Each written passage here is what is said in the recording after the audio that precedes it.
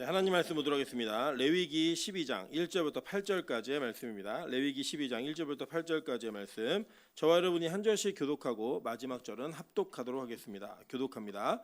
여호와께서 모세에게 말씀하여 이르시되 이스라엘 자손에게 말하여 이르라. 여인이 임신하여 남자를 낳으면 그는 이레 동안 부정하리니 곧 월경할 때와 같이 부정할 것이며 여덟째 날에는 그 아이의 포피를 벨 것이요 그 여인은 아직도 33일을 지내야 사녀리 깨끗하리니 정결하게 되는 기한이 차기 전에는 성물을 만지지도 말며 성소에 들어가지도 말 것이며 여자를 낳으면 그는 두 이레 동안 부정하리니 월경할 때와 같을 것이며 사녀리 깨끗하게 되면 66일을 지내야 하리라.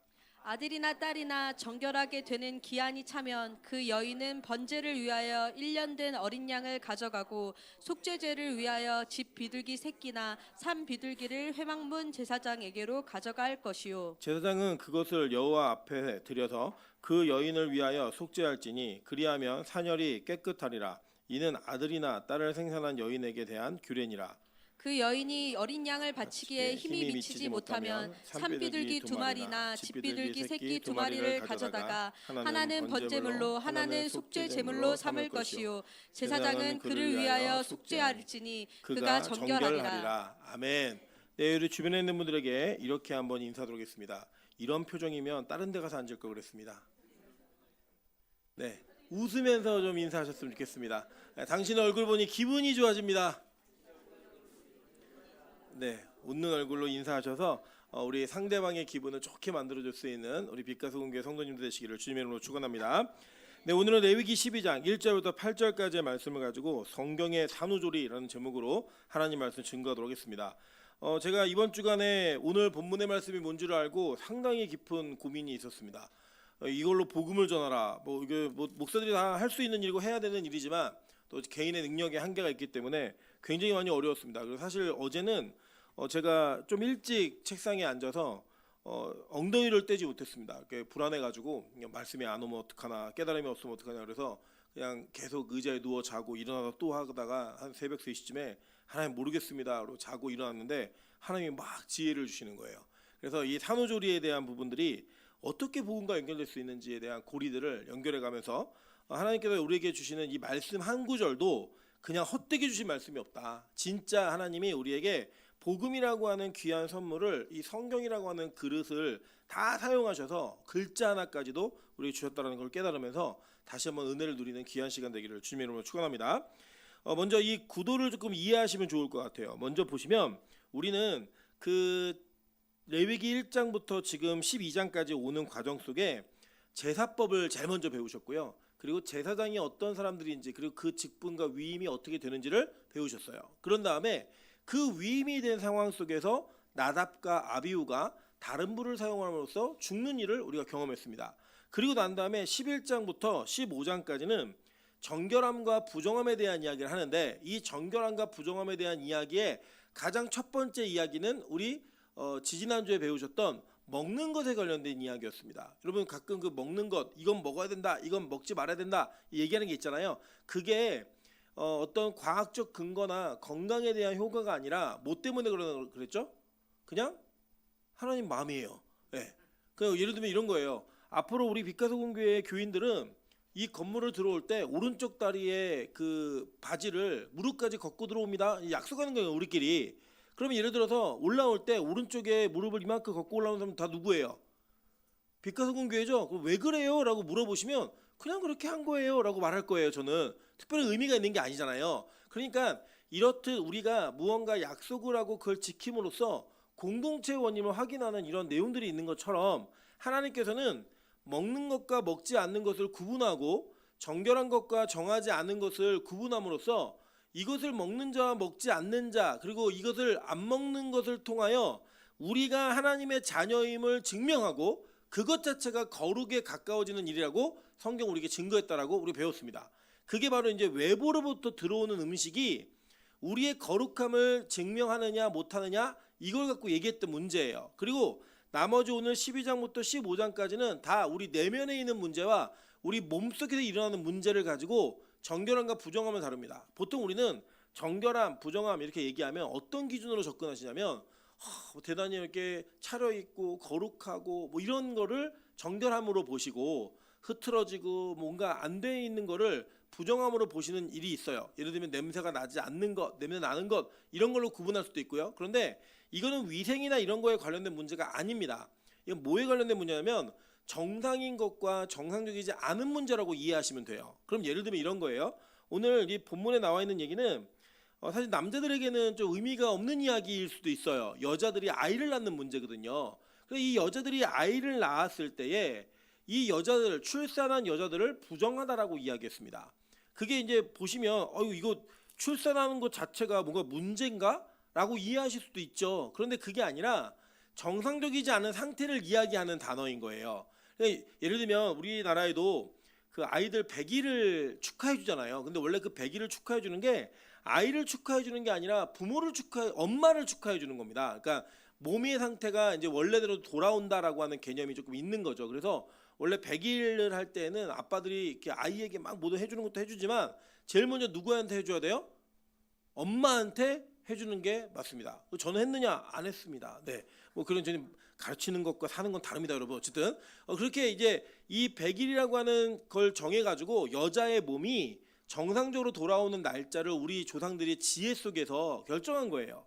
마찬가지로 오늘 이 본문 안에서는 이스라엘이 성경 시대에 산후조리를 어떻게 지냈는가를 보여주고 있는 건데 이 정결함의 영역과 부정함의 영역을 남자아이와 여자아이의 출산을 다르게 구분하고 있더라는 거예요. 도대체 왜 이렇게 구분하고 있는가? 이것들을 좀 보자는 거예요. 그러면 여자아이를 태어나면은 여자아이를 낳으면은 더 오랜 시간 동안 부정했잖아요. 이게 도대체 어떤 의미에서 나오는 것인지, 과연 이게 남자는 우대하고 여자는 하대하는 이런 문제인지 그게 아니라는 거예요. 그 내용 안에 담겨진 원리가 분명히 있다는 겁니다. 그 내용 한번 살펴보시면서 이런 원리로 복음이 우리에게 전해지는구나 라고 하는 것들을 한번 살펴봤으면 좋겠습니다. 자, 먼저 보시면 요약을 해드릴게요. 글로 읽으면 잘 기억에 남지 않기 때문에 제가 표를 만들어 봤습니다. 표를 보시면 아들을 출산했을 때와 딸을 출산했을 때에 그 내용이 다른 것들을 우리가 보게 되죠. 그죠? 자, 먼저 부정한 기간이 아들 때는 며칠이에요?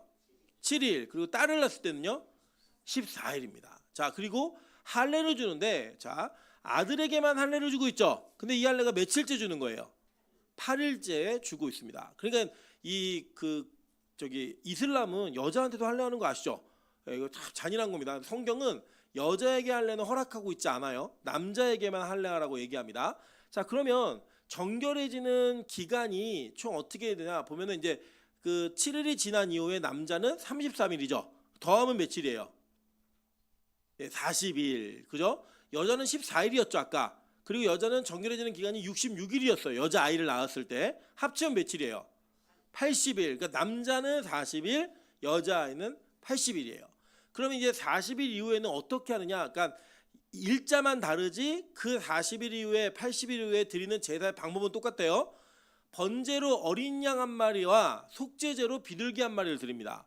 그러니까 어린 양 한 마리와 비둘기 한 마리를 번제와 속죄제로 드리면서 정결 의례를 했다는 거예요. 그런데 가난한 경우에는 어떻게 했느냐? 산비둘기와 집비둘기 2마리로 이 번제와 속죄제를 드렸다는 거예요. 그러니까 여기도 배려가 있죠. 이게 우리도 보면은 산후조리를 할 때 아이들 모두가 다 좋은 산후조리원을 가는 게 아닙니다. 여러분, 강남에 있는 아이들은 2주일에 2천만 원, 3천만 원짜리 그 산후조리원을 갑니다. 왜냐하면 거기서 영어 이름과 함께 아이들의 그 커뮤니티가 형성이 돼가지고 걔네가 그대로 유치원 가고 그대로 초등학교 가고 이래가지고 평생 친구가 되거든요. 근데 이제 보통 저희 같은 일반 사람들은 어떻게 하죠? 어디가 더 쌀까? 어디가 더 쾌적할까? 뭐 이런 거를 보면서 가성비를 따지는데, 이런 산후조리할 때 그 마지막에 정결제를 드릴 때도 하나님은 배려를 하셨어요. 부자들, 그러니까 형편이 좋은 자들과 형편이 가난한 자들을 나누어서 동일한 제사의 방식이었지만 제물을 바꿔서 형편에 맞게 예배를 드리게 하셨다라는 거예요. 그래서 성경은요, 일괄적인 헌금을 요구하는 경우가 상당히 적습니다. 대부분은 각자의 형편에 맞게 그 형편에 최선을 다하는 모습으로 예배하라고 말하고 있다라는 거예요. 자, 그런 내용들을 근거로 해서 오늘 이 내용을 살펴보면, 자, 그럼 도대체 왜 출산 이후에 부정하다고 했는가? 이거는 명확합니다. 자, 성경에서요, 피 흘림은 어떤 피 흘림이든 간에 피 흘림 자체를 정상적이지 않은 상태로 봅니다. 그러니까 이게 뭐예요? 부정함이겠죠. 그죠? 이 피 흘림의 부정함을 정상적인 상태로 돌리는 과정이 필요했던 거예요. 자, 예를 들면 우리가 예수 그리스도로 말미암아 보혈이라고 얘기하면서 그 피에 대한 것들을 거룩의 개념으로 접근하잖아요. 그런데 여러분 잘 생각해 보시면 피 흘림은 뭐 때문에 일어난 일이에요? 피 흘림은 죄의 값을 치르는 거예요. 그 죄의 값을 치르는 피 흘림이 있었기 때문에 그 피 흘림으로 말미암아 우리가 죄의 값을 치러내서 정결하게 되는 거지, 그 피 자체가 우리에게 특별함을 주는 게 아니라는 겁니다. 이해되시죠? 예를 들면 성찬식을 하잖아요. 성찬식을 할 때 천주교는 화채설을 믿어요. 화채설을 믿어요. 화채설이 뭐냐면 성찬에 사용되어지는 포도주와 이 빵, 떡이 진짜 이 우리의 몸에 들어가는 순간 뭐가 된다는 거예요? 예수의 피와 몸이 된다는 거예요. 그리고 우리 지난주 우리 이승윤 선생님이 설교하시면서 그 술에 대한 이야기 하셨잖아요. 저녁 예배 때 제가 홍콩 가던 날 그때 이제 그 신부들이 맨날 코가 빨개갖고 이렇게 술 취해 있는 이유가 뭐라 그랬어요? 이거 못 버리는 거예요. 이거 못 버리는 거예요. 이게 예수님의 뭐니까? 피니까. 그래갖고 이거를 다 누가 마시는 거예요? 사제들끼리 모여서 마시는 거예요. 그래서 20인분 준비했다가 10명밖에 안 왔으면 10인분 자기들이 먹는 거고, 50인분 준비했다가 10명밖에 안 와서 40인분을 다 해결해야 되니까 신부들의 주된 삶이 뭐예요? 아, 그쵸. 먹고 마심이에요. 신부 되실 분들 혹시 계시면 저한테 문의하시면 제가 왜 하면 안 되는지 말씀드리겠습니다. 어쨌든 그렇게 이 포도주 자체가 피기 때문에 그걸 거룩하게 얘기합니다. 근데 우리는 그렇게 믿지 않아요. 우리는 이건 하나의 상징이고 영적 임재설을 믿어요. 뭐냐면 그 성찬에 참여할 때 우리가 예수와 함께 영으로 하나가 되는 거지, 이 자체가 어떤 특별한 거룩함을 주는 그런 음식이라고 생각하지 않는 거예요. 그래서 우리 기독교는 이걸 남는 거를 우리 교회 모범에는, 예배 모범에는 이거를 묻든지 잘 관리해야 된다고 얘기하는데 그냥 우리 나눠 먹어도 되고 상관없습니다. 전혀 문제되지 않아요. 이것 자체가 특별함을 주는 게 아니기 때문이에요. 잘 보세요. 그 피가 마시면 뭘 거룩하게 한다 이게 아니라 죄값을 치르는 피가 우리로 하여금 그 거룩함으로 다가서게 만드는 하나의 방편이 된 거예요. 그런데 그 피 흘림 자체는 뭐예요? 부정함이라는 거예요. 그래서 여자들이 출산하게 되면 피가 나옵니다. 출혈이 있죠. 왜냐면 저 직접 보지 못했어요. 왜냐면 저는 볼 수가 없는 병원에서 났을 뿐더러 그 볼 수 있는 자신이 없더라고요. 자신이 없어서 못 봤는데 우리 아내에게 출혈이 있었구나라는 걸 어떻게 알았냐면 아이에게 피가 묻어서 나왔어요. 찬소도 그랬고 찬이도 그랬고 피가 묻어 나온 걸 보면서 출산할 때는 반드시 이게 출혈이 있구나라는 거를 알았다는 거예요. 그러니까 자 보세요. 부정하다라고 얘기하는 게 우리가 흔히 이해하는 것처럼 넌 더러워 뭐 이런 표현이 아니라 피 흘리지 않는 몸이 정상이에요. 근데 피를 흘렸기 때문에 그것을 정상으로 만드는 과정에 어떤 예배와 예식이 있었다는 겁니다. 그러니까 이제 제가 산후조리라고 표현한 게 무슨 의미인지 이해되시죠? 그게 바로 이 우리의 산후조리는 조림이 아니죠. 죄송해요. 산후조리는 건강의 회복이죠. 그죠? 그런데 이스라엘 성경에 말하는 산후조리는 뭐의 회복이냐면 거룩으로의 회복인 거예요. 정상으로의 회복. 그래서 여러분 잘 보세요. 마지막 구절에 보시면 뭐라고 얘기냐면 8절입니다. 그 여인이 어린 양을 바치기에 힘이 미치지 못하면 산비둘기 2마리나 집비둘기 새끼 2마리를 가져다가 하나는 번제물로 하나는 속죄제물로 삼을 것이요. 다 같이 있습니다. 시작. 제사장은 그를 위하여 속죄할지니 그가 정결하리라. 정결하리라. 자, 아까 우리 11장에도 보면 먹는 것과 먹지 않는 것을 구분하면서 이것이 내가 거룩하니 너희도 거룩해라 라고 얘기했죠. 그런 거가 똑같은 거라는 거예요. 그러니까 이게 이렇게 하면 뭐 특별함이 있다, 건강이 좋다 이런 개념이 아니라 그냥 우리가 피를 흘려서 유출이 있었으니까, 피의 흘림이 있었으니, 출혈이 있었으니 정상적으로 만드는 과정 속에 완전함이 어떤 과정인가를 설명하는 내용으로 이해하시면 됩니다. 자, 그러면 출산이 부정한 일인가? 그거 아니라는 거예요. 근데 이 출산이 어떻게 우리에게 의미를 던지고 있는가를 한번 살펴보시자는 겁니다. 한번 볼게요. 창세기 1장 27절부터 28절입니다. 사람이 자기의 형상 곧 하나님의 형상대로 하나님이 자기의 형상 곧 하나님의 형상대로 사람을 창조하시되 남자와 여자를 창조하시고 하나님이 그들에게 복을 주시며 하나님이 그들에게 이르시되 생육하고 번성하여 땅에 충만하라 땅을 정복하라 바다의 물고기와 하늘의 새와 땅에 움직이는 모든 생물을 다스리라 하시니라라고 얘기했어요. 자, 그러니까 하나님이 처음에 인간에게 사람을 창조하시고 야 너희들 생육하고 번성하라라고 하는 이야기는 출산과 관련이 있어요, 없어요? 있는 거죠. 그죠? 그러니까 출산을 해야 번성하고 생육할 거 아니에요. 그리고 제가 이제 농담으로 저희 기도원에 친하게 지내는 우리 집사님에게 임신했냐 그랬더니 제가 자웅동체가 아닌 이상 저는 임신할 수 없습니다 이렇게 얘기하더라고요. 그러니까 그게 뭐냐면 남자와 여자가 함께 한 몸이 되어야 그죠? 생육하고 번성하게 되는 거예요. 그러니까 여기에 원리가 분명히 담겨져 있는 거예요. 제가 이 얘기를 왜 했는지 이따가 설명을 드릴게요. 자, 그러면 보세요. 원래 생육과 번성은 하나님의 명령이었어요. 그리고 출산 자체가 우리에게 부정함을 줄 수가 있어요, 없어요? 없다고요. 없는데 이제 어떤 일이 벌어졌냐면 아담과 하와가 선악과를 따먹었습니다. 근데 이 선악과를 따먹는데 주도적인 사람이 누구였어요? 하와였단 말이에요. 이따가도 보겠지만 여자가 먼저 타락을 했어요. 성경은 분명히 그걸 지적하고 있어요. 그래서 이 여자의 타락으로 인하여 여자가 이 선악과를 따먹은 것에 대한 하나님으로부터의 심판과 형벌을 받죠. 그 내용이 뭐였나 한번 볼게요. 창세기 3장 16절입니다. 또 여자에게 이르시되 내가 내게 임신하는 고통을 크게 더하리니 내가 수고하고 자식을 낳을 것이며 너는 남편을 원하고 남편은 너를 다스릴 것이니라 하시고 라고 얘기합니다. 이 뒤에는 보지 마시고 앞에 부분 보시면 임신하는 고통을 어떻게 한대요? 크게 더하게 하시겠다고 말씀하셨어요. 그리고 내가 수고하고 자식을 낳을 것이다 라고 말씀하셨단 말이에요. 자, 그리고 우리는 타락하기 이전에 출산이 어떻게 이루어졌는지 몰라요. 한 번도 경험해 본 적이 없어요. 근데 분명한 건 뭐냐면 지금처럼 여러분이 아프게 아이를 낳는 그 이유가 뭐냐면 우리의 범죄함과 타락 때문이라는 거예요. 여러분 이제 재밌는 이야기가 있는데 이 무통 분만을 한다고 이게 주사를 맞는 게 있어요. 여자분들이 이렇게 아이를 낳을 때. 근데 이 무통 분만제가 처음에 개발됐을 때 이제 이 개발된 것 때문에 영국의 신학자들이 이거 쓰지 말라 그랬어요. 이유가 뭐냐면 하나님이 성경에 이 여자들에게 임신하는 고통을 더하셨는데 그거를 덜려고 하는 건 반신앙적인 행위다. 이랬고 막 피켓 들고만 나와서 거리에서 막 데모했습니다. 그때 여자들이 이걸 안 참고 영국의 여자들이 다 거리로 뛰쳐나가고 뭘 했냐면 그럼 니네들도 농기구 트랙터 다 없애라는 거예요. 너희들 다 이게 파갖고 이렇게 일을 하지 왜 너희는 막 그런 기계 쓰냐. 그것도 너희 형벌인데 이래가지고 서로 없었던 일로 했던 해프닝이 진짜 있었습니다.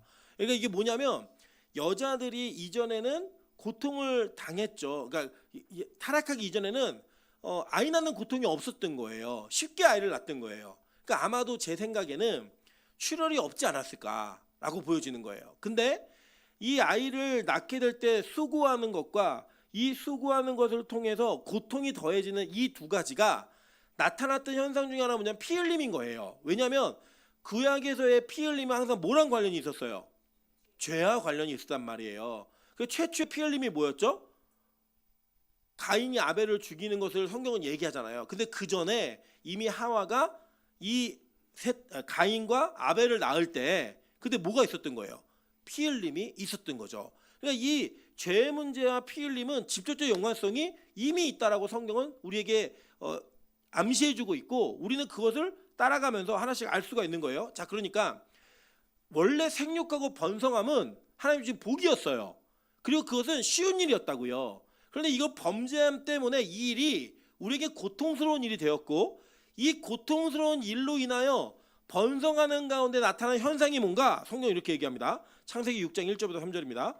사람이 땅 위에 번성하기 시작할 때에 그들에게서 딸들이 나니 하나님의 아들들이 사람의 딸들의 아름다움을 보고 자기들이 좋아하는 모든 여자를 아내로 삼는지라. 여호와께서 이르시되 나의 영이 영원히 사람과 함께하지 아니하리니 이는 그들이 육신이 됨이라. 그러나 그들의 날은 120년이 되리라 하시니라. 얘기해요.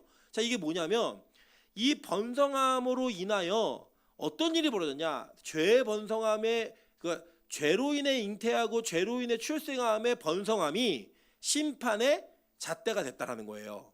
그러니까 하나님의 아들들과 사람의 딸들이 서로 결혼했는데 하나님의 아들들이 사람의 딸들의 아름다움만 보고 이게 외적 아름다움이에요. 이걸 보고 결혼함으로 말미암아 출생하고 번성했는데 그 번성 때문에 하나님이 뭐 하시기로 작정하신 거예요? 이제 홍수 심판이다 얘기한 거예요.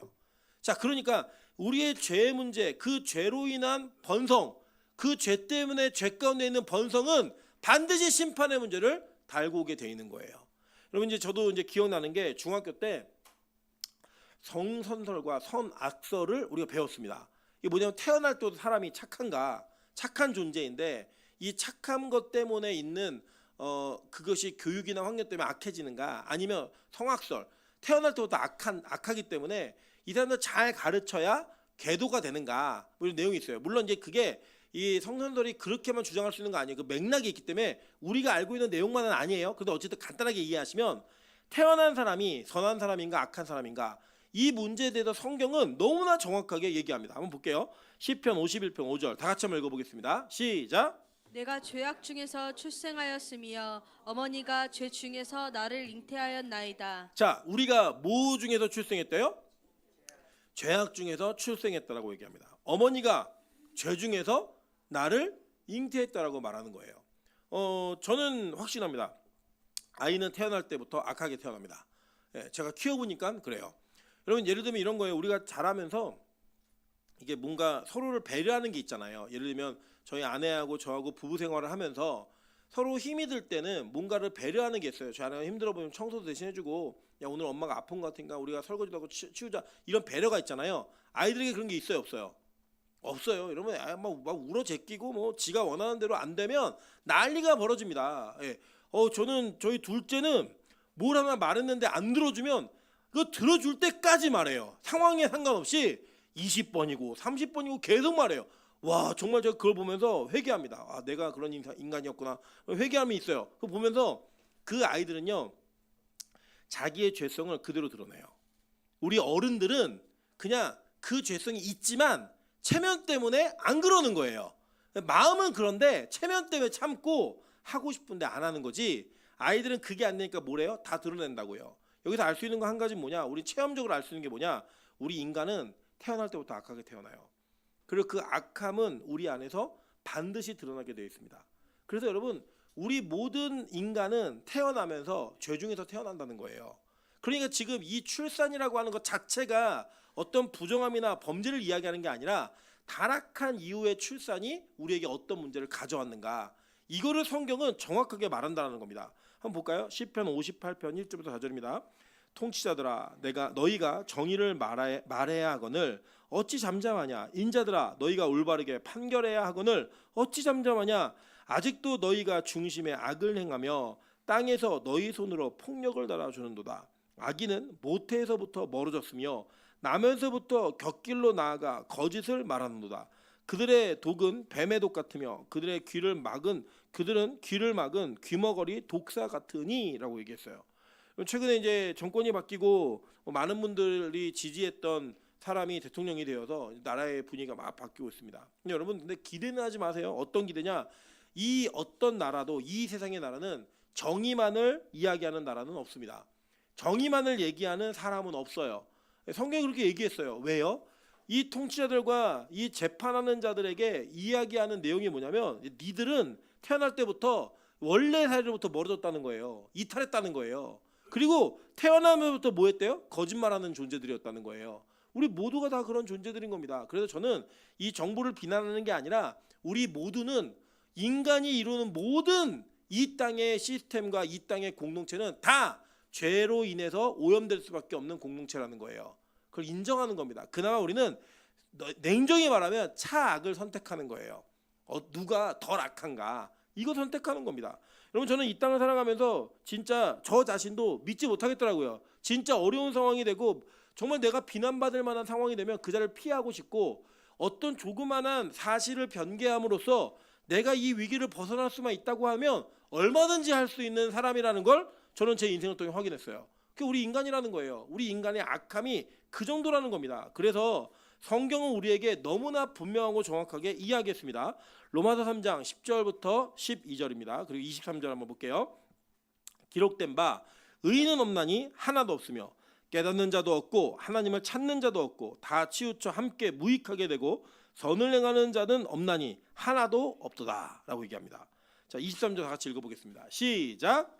모든 사람이 죄를 범하였음에 하나님의 영광에 이르지 못하더니. 자, 그래서 이 죄 가운데 출생한 모든 사람들은 다 하나님의 영광에 이룰 수 없는 죄인이라는 거예요. 그걸 성경은 말하고 인정하는 겁니다. 그래서 성경에서 이야기하는 이 출산이 그 어떤 환경과 상황 속에 이루어졌는지 성경적인 근거를 쭉 따라오면 출산 자체가 악함이 아니라 우리가 죄 중에 잉태됐고 죄 중에 출생하였기 때문에 우리가 뭐로 태어났다는 거예요? 죄인으로 태어났다는 거예요. 그래서 이 죄인으로 태어난 자들에게 피 흘림과 함께 그 정결의 예식이 필요했고 그 피 흘림에 엄마에게는 피 흘림으로부터 정상으로 돌아가는 것이 필요했으며 아이에게는 그 죄 중에 태어난 죄의 문제를 해결해야 되는 첫 번째 걸음을 시작해야 되는 겁니다. 그게 뭐였냐? 바로 할례였다라는 거예요. 난지 8일 만에 할례. 이게 중요합니다. 한번 볼게요. 자, 창세기 8장 21절에 하나님이 이렇게 얘기하셨어요. 여호와께서 그 향기를 받으시고 그 중심에 이르시되 내가 다시는 사람으로 말미암아 땅을 저주하지 아니하리니 이는 사람의 마음이 계획하는 바가 어려서부터 악함이라. 내가 전에 행한 것 같이 모든 생물을 다시 멸하지 아니하리니. 자, 이게 언제냐면요, 노아의 홍수 심판이 있은 다음에 홍수 심판이 끝나고 방주에서 나온 노아가 예배를 드렸을 때 그 예배를 받으셨던 하나님이 하신 말씀이에요. 그러니까 하나님이 인정하신 게 뭐예요? 우리는 태어날 때부터 뭐 하다는 거예요? 악하다는 거예요.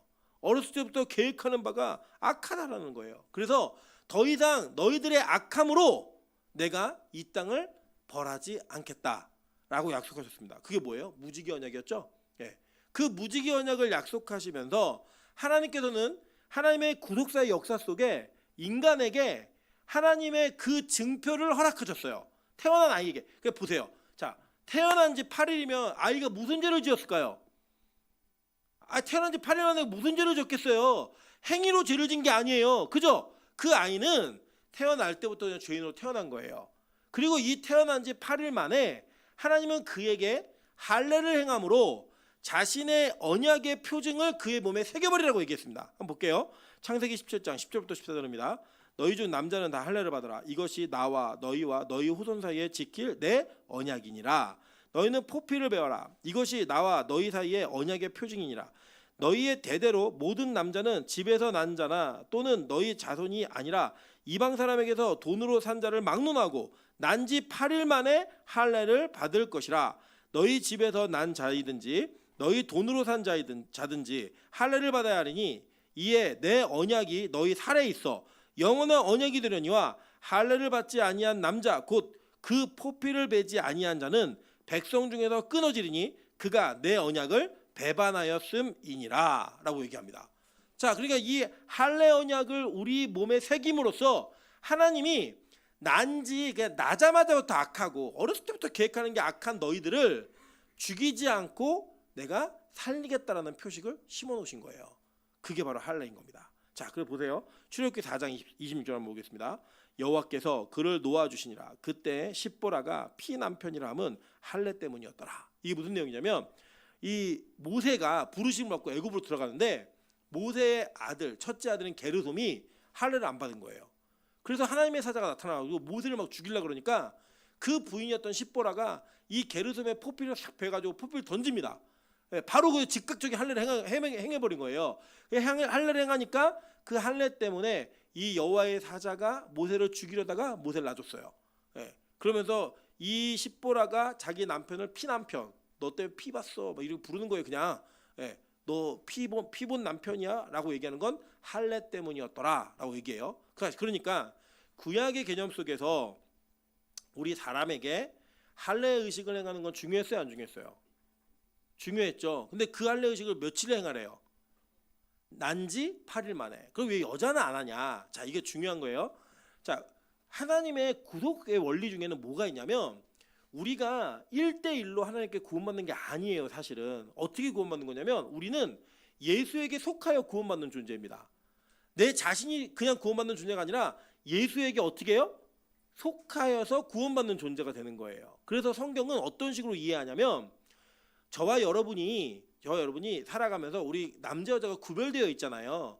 구별되어 있기 때문에 남자에게 여자가 속한다라고 본 거예요. 구약시대 개념 속에서. 그래서 그 집안의 남자가 할례를 받으면 누가 할례를 받은 거예요? 여자가 할례를 받은 거예요. 그러니까 아내하고 딸들이 다 할례를 받은 거예요. 그 남편이 할례를 받으면 여자는 남편에게 속하여 할례 받은 자가 되는 겁니다. 근데 이거를 야 그럼 뭐 남자만 대표야 이렇게 생각하지 마시고 성경의 원리가 있어요. 이게 왜 그랬냐면 자 아까 제가 결론을 먼저 얘기했죠. 우리가 그리스도에게 속하여 구원받는 존재라고 얘기했죠. 그러니까 성경에서 남자와 여자를 구분하셨을 때 천국 가면 남자 여자 있어요 없어요? 없어요 여러분. 남편과 아내가 있어요 없어요? 없다고요. 거기 가면 유일한 남편이신 예수 그리스도와 그리고 신부들인 성도들이 있을 뿐이에요. 그러니까 이 남편하고 부인 사이에 있는 개념을 성경은 그리스도와 교회로 본 거예요. 상징으로. 그리고 교회가 누구에게 속하여 구원받는 거예요? 그리스도에게 속하여 구원받는 거죠. 그러니까 남자가 할례를 받으면 여자는 할례를 받지 않아도 그 남편에게 속한 자는 같이 할례를 받은 거라고요. 그리고 여러분 원래 저와 여러분이 십자가에 못 박혀서 죽을 존재들이에요. 아멘? 자, 근데 우리 대신에 누가? 예수가 십자가에 못 박혀 돌아가셨죠. 그 돌아가시고 살아나신 그 사건에 우리가 예수에게 속해지면 그 우리가 받은 걸로 쳐주는 거라고요. 그리고 여러분 가끔 이제 그 천주교가 국교인 국가들이 있어요. 특히 필리핀 같은 데는 이 고난주간 뭐 이런 게 되면은 뭘 하냐면 진짜 사람을 못 박아요. 진짜로 십자가를 지고 그런 퍼포먼스를 한다고요. 막 때리고 피 흘리게 하고 막 못 박는 퍼포먼스를 해요. 왜 하냐면 예수의 고난에 동참한다는 거예요. 근데 우리 그 신학적으로 동의 안 하는 거예요. 왜 동의를 안 하냐면 그 받을 저주는 누가 받으셨어요? 예수가 우리 대신에 받으셨다고요. 그래서 여러분 고난주간에 우리가 예수의 고난에 동참해야 된다 그러고 막 머리도 안 감고 먹는 것도 막 안 먹고 이렇게 추리하게 있는 거 성경적이지 않아요. 왜냐하면 우리가 무슨 그리스도의 고난에 동참해요. 우리의 죄의 대가는 예수가 다 치르셨어요. 그리고 우리는 그 예수에게 속한 자가 되어서 대신 우리의 죄값을 담당하신 그 예수로 말미암아 그 죄로부터 자유함을 누리는 게 기독교인인 거예요. 아멘? 그래서 우리 교회가 그래서 저희 고난주간 안 지키는 겁니다. 고난주간에 막 침울하게 다니고 까만 옷 입고 다니고 그런 거 안 하는 거예요. 왜냐? 아니 예수가 이미 모든 걸 다 이루셨는데 그걸 우리가 왜 해요? 신학적으로 동의할 수 없는 거예요. 그래서 이해되시죠? 왜 남자만 할례를 받았는지. 그 할례를 남자에게 줌으로써 이 할례로 인하여 그 집안에 더 이상 너희들의 죄악으로 너희들 스스로 죽지 않아 라고 하는 언약의 표식을 주신 거예요. 이해되시죠? 그게 바로 그때 할례의 문화였던 거예요. 그러면 육신의 할례가 다였는가? 아니에요. 구약부터 이미 육신의 할례 이상의 할례가 무엇인지를 얘기하셨어요. 한번 볼게요. 신명기 30장 6절입니다. 내 하나님 여호와께서 내 마음과 내 자손의 마음에 뭘 베푸다? 할례를 베푸다. 너로 마음을 다하여 뜻을 다하여 내 하나님 여호와를 사랑하게 하사 너로 생명을 얻게 하실 것이며 라고 얘기했어요. 자, 예레미야 4장 4절 보겠습니다. 유다인과 예루살렘 주민들아 너희는 스스로 할례를 행하여 너희 마음 가죽을 베고 나 여호와께 속하라. 자, 이해되시죠? 이게 무슨 말인지. 자, 그리하지 아니하면 너희 악행으로 말미암아 나의 분노가 불같이 일어나 사르리니 그것을 끌 자가 없으리라. 그러니까 외적인 할례를 성경은 요구하지 않았어요. 구약 때부터 어디 할례를 받으래요? 마음의 할례를 받으라고 요구했다라는 거예요. 근데 그 마음의 할례를 받으면 어떤 일이 벌어져요? 자, 마음의 할례를 받으면 너희 마음을 다하고 뜻을 다하여 내 하나님 여호와를 어떻게 한대요? 사랑하게 된다라는 거예요. 자, 예를 들어 이렇게 생각해 볼게요. 예를 들어 우리 교회 여기 이제 이 자리에 뭐 처녀가 누구냐? 우리 하은 자매가 빚을 한 10억을 진 거예요. 뭐 하다가 빚을 10억을 진 거예요. 근데 어떤 남자가 탁 나타나는데 키도 작고 볼품이 없어요. 근데 하은 자매 얘기하는 거예요. 내가 10억 다 갚아줄게. 그 10억을 다 갚아준 거예요. 그러면 우리 윤자노님과 박매영 원사님이 그 10억을 갚아준 남자를 어떻게 대할까요? 에? 사위로 대하겠죠. 어떻게 대하긴요. 어유 오셨냐고, 우리 사위 오셨냐고 이렇게 하지 않겠어요? 여러분 우리 인생에 어떠한 사건에 어려움이 있으면 그 어려움을 해결해 주는 사람을 사랑하게 돼 있어요, 안 사랑하게 돼 있어요? 사랑하게 돼 있죠. 그건 기본적인 거예요, 여러분. 이거를 안 하는 사람은 배은망덕하다라고 얘기하는 거죠. 그럼 보세요. 우리가 원래 죽어야 돼요. 어릴 때부터 계획이 악하고 태어날 때부터 죄인이에요. 근데 할례가 행해짐으로 말미암아 그렇게 죽어야 되는 저와 여러분을 안 죽이시겠다라고 하나님이 약속하시고 그 할례를 누가 대신 받으신 거예요? 예수님이 계속 받으신 거예요. 그리고 여러분 누가복음 보면 예수님이 이렇게 얘기해요. 세례를 받으신 상태에서 나의 받을 세례가 있다라고 얘기했어요. 그 받을 세례가 뭐예요? 십자가였잖아요. 근데 세례와 할례는 똑같은 거였죠. 그러니까 이 할례를 대신 예수가 받음으로 말미암아 우리가 사는 존재가 된 거예요. 그 우리는 그걸 통해 누굴 사랑해야 돼요? 예수를 사랑해야 된다고요. 그러니까 마음의 할례를 받은 자는 반드시 누굴 사랑하게 돼 있어요? 예수를 사랑하게 돼 있다는 거예요. 자 보세요. 그럼 이게 똑같아요. 에스겔 36장 25절부터 28절입니다. 못해요. 25절부터예요. 맑은 물을 너에게 뿌려서 너희를 정결하게 하되 곧 너희 모든 더러운 곳에서와 모든 우상 숭배에서 너희를 정결하게 할 것이요 또 새 영을 너희 속에 두고 새 마음을 너희에게 주되 너희 육신에서 굳은 마음을 제거하고 이게 할례예요. 할례.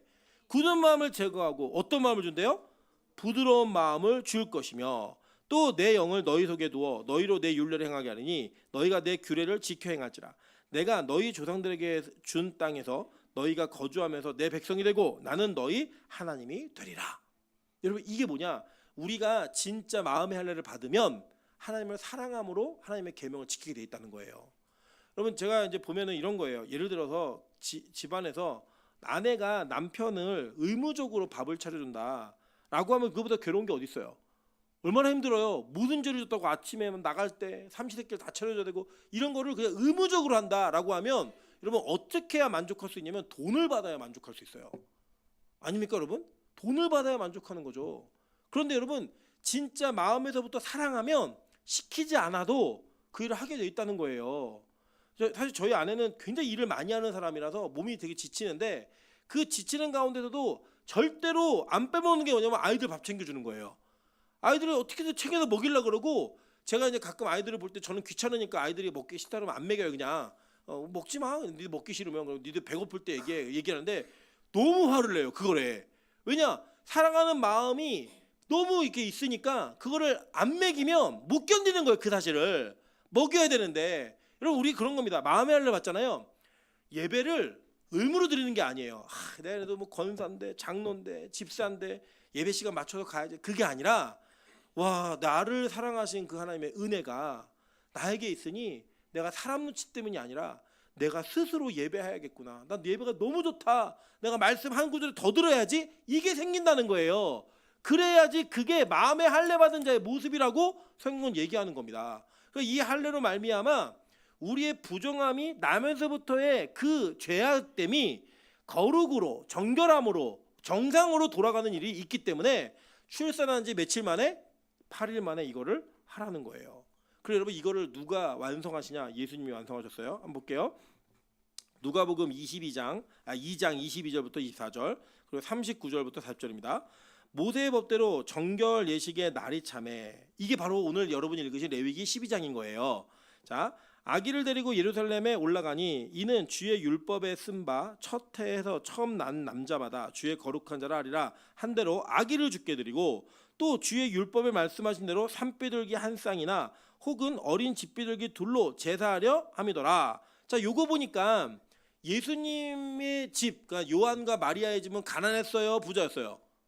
가난했던 거예요. 네, 어려웠던 집이었던 거예요. 그 얘기되죠. 자, 39절부터 40절입니다.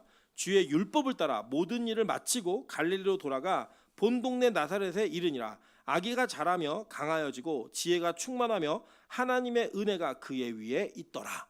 자, 예수님은 죄가 있는 분이 없는 분이에요.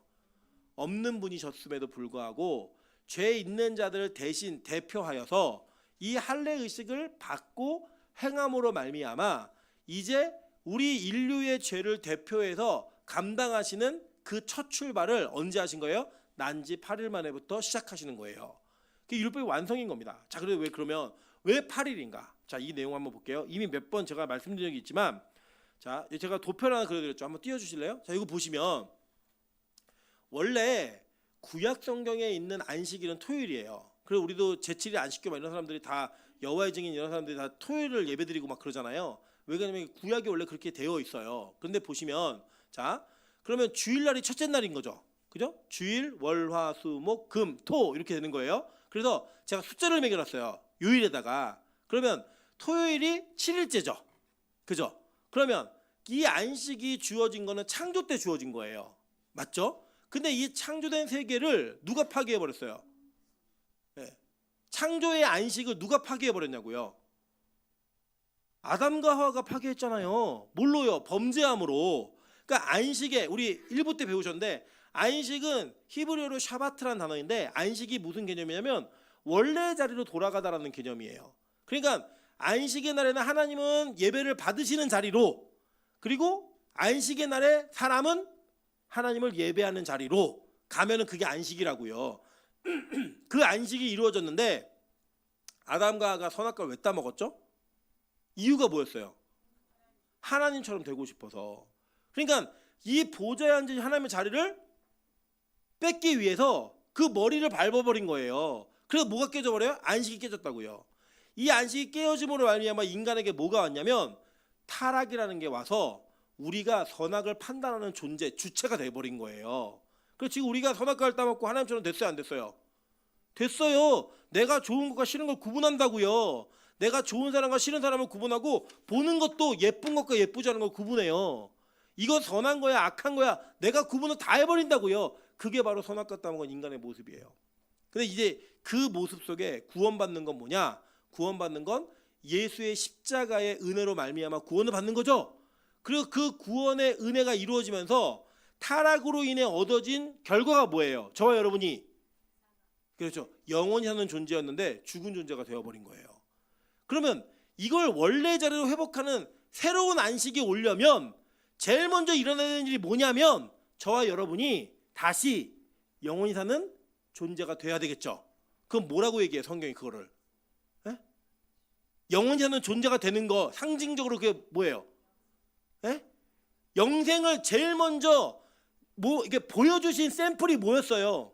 부활이잖아요. 부활을 해야 영원히 사는 거예요. 아멘? 그 부활을 예수님이 안식 후 첫날에 하셨다고요. 안식 후 첫날. 그러니까 안식이 무슨 요일이에요? 토요일. 안식 후 첫날 무슨 요일이에요? 주일. 8일째에 그 일이 벌어진 거예요. 그래서 이 8일째에 부활이 이루어지는 사건을 이미 하나님은 예정해 놓으셨고 그 예정해 놓으신 예정을 따라 구약에 징표를 주셨는데 징표가 뭐냐? 난지 8일 만에 나면서부터 죽어야 되는 존재들에게 할례를 새김으로써 야 너희들 이 징표가 있으면 살아. 근데 그걸 8일째 주신 거예요. 그리고 8일날 뭐가 벌어진 거예요? 부활이 이루어진 거라고요. 그래서 우리는 보세요.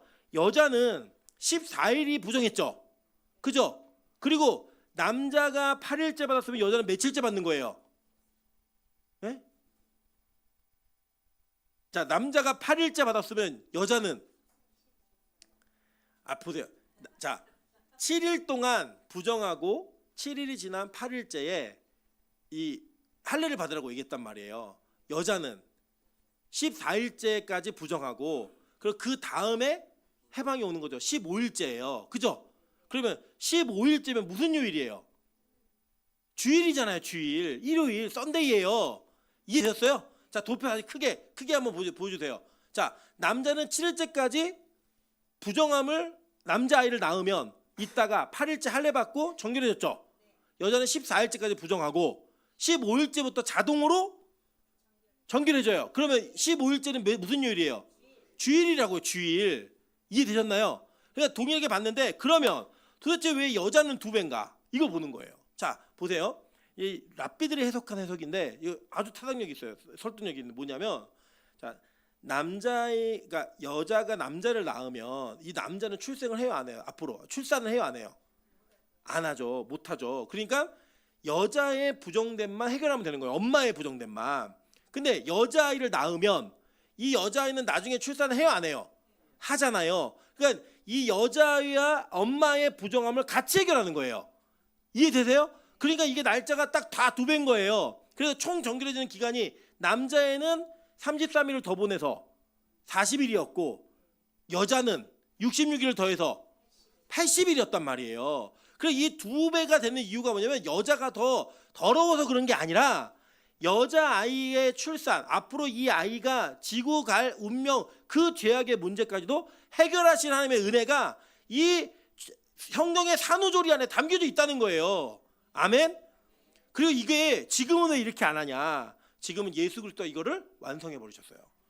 남자나 여자나 차별 없이 우리 모두가 다 하나님의 은혜로 할례를 마음에만 받는 거예요. 육체에 받는, 그러니까 예를 들면 우리 대한민국의 대부분의 남자들은 다 할례를 이미 받았죠. 근데 할례를 받은 게 의식으로 받은 게 아니에요. 그 의학적 위생 때문에 받은 거예요. 물론 논란의 여지는 있지만 종교 의식으로 받은 게 아니라고요. 그거는 할례가 우리 안에 새겼다고 얘기 못 하는 거예요. 그럼 뭐가 중요하냐? 우리에게는 마음의 할례가 중요한 거라고요. 여러분 잘 보세요. 근데 이 할례가 왜 이렇게 이해가 되냐면, 자 보세요. 이 출산이 죄됨을 이야기하는 내용이기도 하지만 동시에 우리의 구원을 얘기도 해요. 한번 볼까요? 자, 창세기 3장 15절입니다. 내가 너로 여자와 원수가 되게 하고 내 후손도 여자의 후손과 원수가 되게 하리니 여자의 후손은 내 머리를 상하게 할 것이요 너는 그의 발꿈치를 상하게 할 것이니라 하시고, 자 보세요. 여자의 후손이라는 얘기는 출산이 전제되어 있는 거예요, 아니에요? 전제되어 있는 거죠. 그죠? 타락한 여자에게 야 너는 출산의 고통이 더 심해질 거야. 그 심해질 건데 그 출산을 통해 누가 온다는 거예요? 여자의 후손이 와요. 그 여자의 후손이 오는데 이 여자의 후손이 뭘 하냐? 뱀의 대가리를 상하게 한다는 거예요. 아멘? 그래서 이 여자의 후손이 누구냐면 바로 예수 그리스도를 얘기하고 있는 원시 복음이라고. 이게 그 여자의 출산을 통해서 뭐가 오냐면 하나님의 구원자, 우리를 구원할 예수가 온다라고 예언하고 있는 겁니다. 자, 계속 볼게요. 이사야 66장 7절부터 9절입니다. 시온은 진통을 하기 전에 해산하며 고통을 당하기 전에 나말을 낳았으니 이러한 일을 들은 자가 누구며 이러한 일을 본 자가 누구이랴. 나라가 어찌 하루에 생기겠으며 민족이 어찌 한순간에 태어나겠느냐. 그러나 시온은 진통하는 즉시 그 아들을 순산하였도다. 여호와께서 이르시되 내가 아이를 갖도록 하였은즉 해산하게 하지 아니하겠느냐. 내 하나님이 이르시되 나는 해산하게 하는 이인즉 어찌 태를 닫겠느냐 하시니라. 자 보세요. 해산을 고통 없이 한대요. 진통 없이 한대요. 그리고 이게 언제적 모습이에요? 죄를 짓기 이전에 출산의 모습이죠. 그래 예수님은 죄가 있는 분이에요, 없는 분이에요? 없는 분이니까 예수의 탄생을 이렇게 얘기하고 있는 거라고요.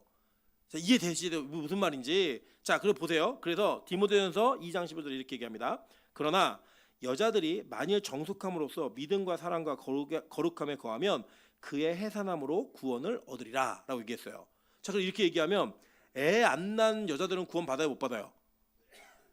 못 받는 거잖아요. 근데 그걸 얘기하는 게 아니라고요. 자 보세요. 제가 아까 힌트를 드렸죠.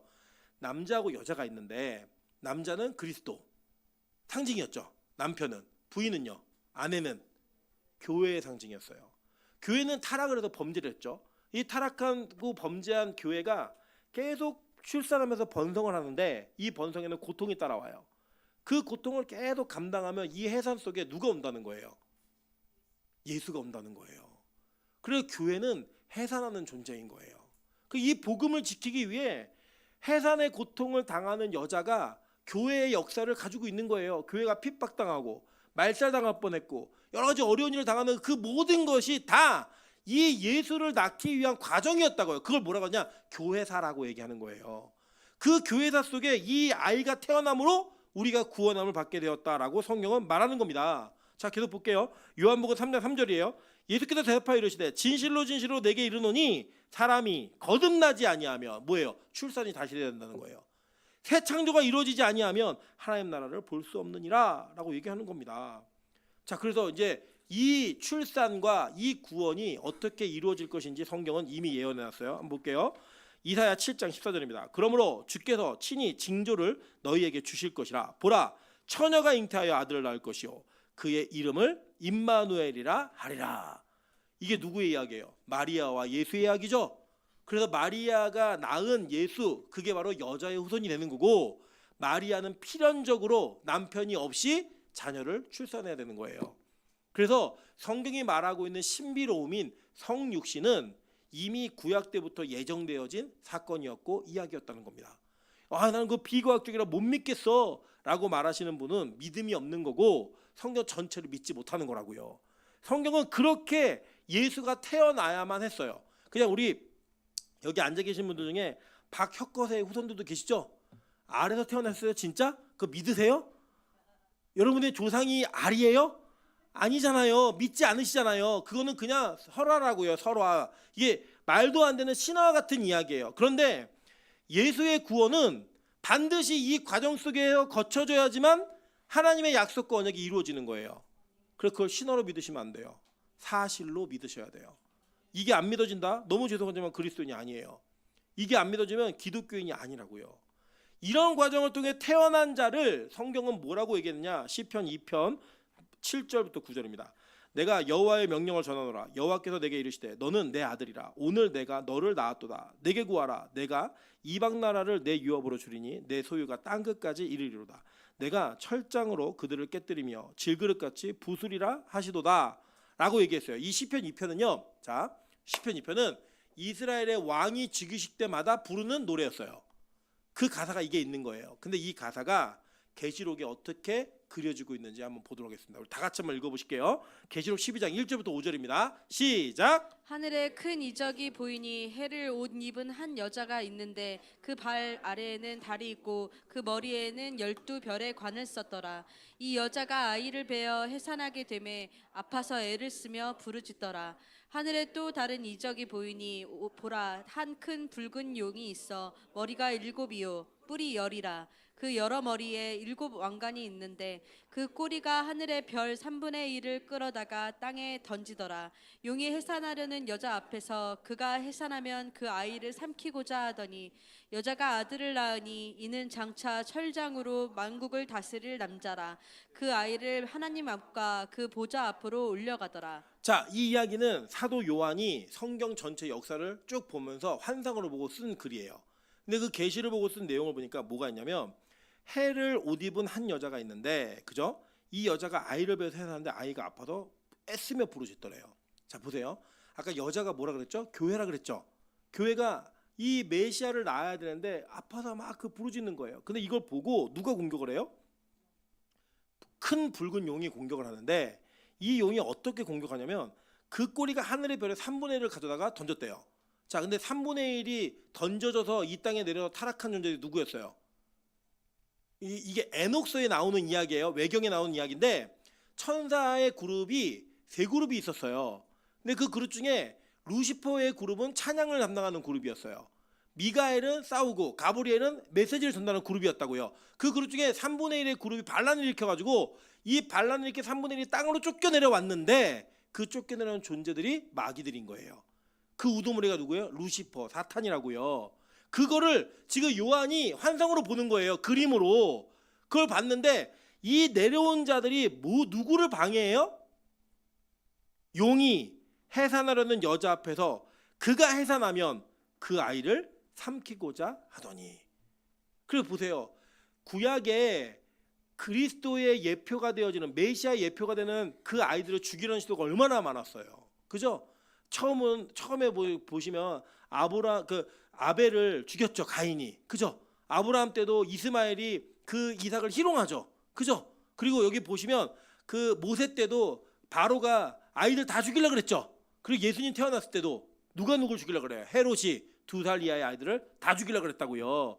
그런 시도를 하고 있는 그 모든 종합적인 성경의 역사를 요한이 계시록 12장에서 환상으로 보고 다 기록하는 거예요. 이해가 되시죠, 이제? 그러니까 용이 해산하는 앞에서 그가 해산하면 그 아이를 삼키고자 하더니 여자가 아들을 낳으니 이는 장차 철장으로 만국을 다스릴 남자, 시편 2편에 얘기했던 왕이 오는 거예요. 그 왕이 누구예요? 바로 예수 그리스도. 그 예수 그리스도의 탄생, 이것을 지금 성경은 레위기 12장에서부터 이게 어떻게 예수가 올 것인지를 하나하나 암시로서 상징으로 다 보여주고 있는 거예요.